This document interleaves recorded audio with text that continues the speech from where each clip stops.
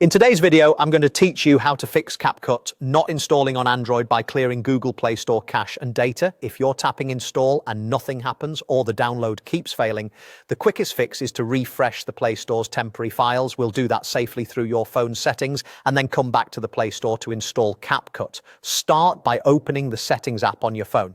From there, look for the section that manages your applications.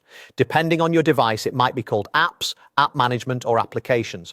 Open that list so you can see all the apps installed on your device. Scroll until you find Google Play Store and tap it to open the app's details. This is where your phone stores information about how the Play Store behaves.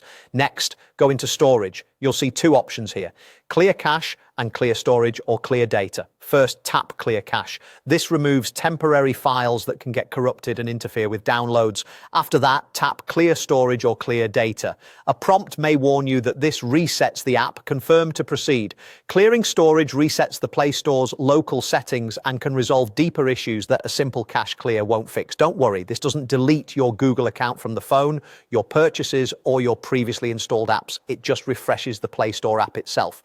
The next time you open it, it may take a moment to rebuild its data and might show updated terms or a brief loading screen. Once you've cleared both the cache and the storage, exit Settings and open the Google Play Store again. It may take a few extra seconds to load the homepage, and that's perfectly normal after a reset.